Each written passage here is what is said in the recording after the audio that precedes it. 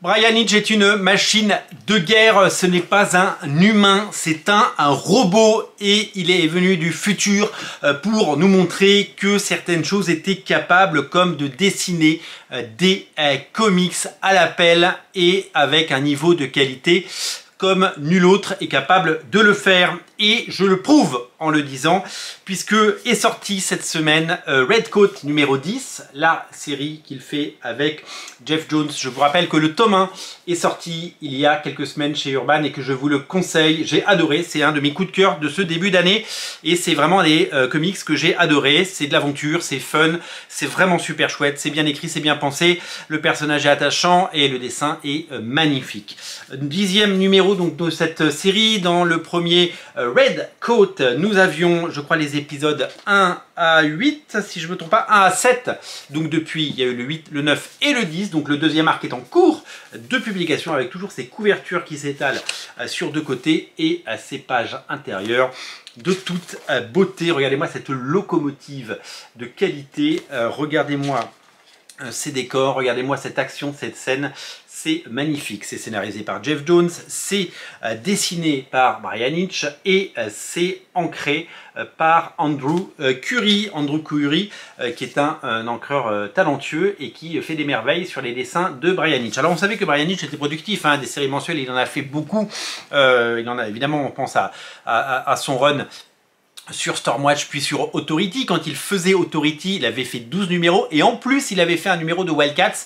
Souvenez-vous, le Wildcats de Scott Lobdell, relancé avec Travis Charest, et dès le 4e ou 5e numéro, il y avait eu un fill-in et c'est Bryan Hitch qui s'y était collé. Donc il est capable d'absorber une somme de travail absolument conséquente et en plus d'avoir un numéro de Redcoat qui sort tous les mois, eh bien il vient de sortir ce jour même, le même mercredi, le deuxième numéro de Superman, The Last Day of Lex Luthor dans le Black Label. Et oui, il y a des titres Black Label de Superman, il n'y a pas que du Batman dans le Black Label, donc vous connaissez ce format quasiment carré avec évidemment ces dessins magnifiques. Et là vous vous dites, mais c'est quoi ce comics Superman, The Last Day of Lex Luthor par Mark Waid et Bryan Hitch? Eh bien c'est tout simplement la suite d'un numéro qu'on avait quasiment oublié et que j'avais acheté, il faut que je le relise, puisque le premier numéro est sorti dans le Black Label il y a maintenant eh bien quasiment 1 an et demi. Il est sorti en août 2023. Et à la fin, ils ont annoncé que le deuxième numéro sortirait en septembre 2023. Bryan Hitch occupé à faire autre chose. Son encreur Kevin Nowlan, puisque ce n'est pas le même encreur, c'est Kevin Nowlan également occupé. Mark Waid, qui est sur 180 projets en même temps.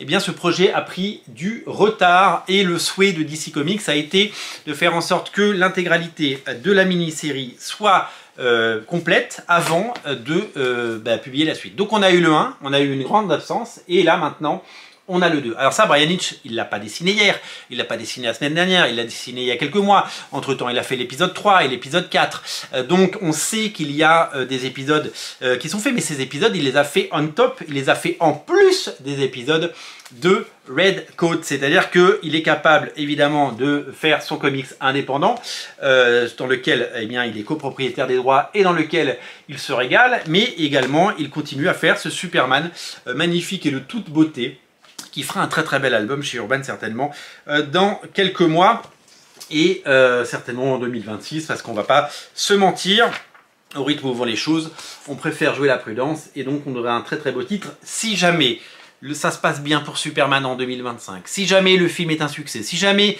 les nomades trouvent leur public, si jamais la nouvelle série absolue de Superman rencontre son succès, et si jamais tout se passe bien et tout, toutes les planètes s'alignent, eh bien nous aurons droit à du Superman dans le Black Label en France chez Urban en 2026. Et c'est tout ce qu'on nous souhaite. En tout cas, quand les comics sont aussi bien dessinés et aussi majestueux, on a envie évidemment de les découvrir et de les savourer. Ce sont vraiment des choses hyper intéressantes et ce sont vraiment des comics de qualité. Bryan Hitch a déjà dessiné Superman évidemment dans les pages de la Justice League, parce que souvenez-vous, quand il a terminé son run sur Authority, il a été débauché pour faire la Justice League, puis quelques années après il est revenu en tant que scénariste et dessinateur dans un run qui est certainement ce qu'il a fait de moins bien ces 10 dernières années ou ces 20 dernières années. Mais tout le reste est bien. Il a toujours été là, il a toujours produit, il a toujours été fidèle, il a toujours fait ses épisodes, il a toujours produit, il a toujours sorti ses comics.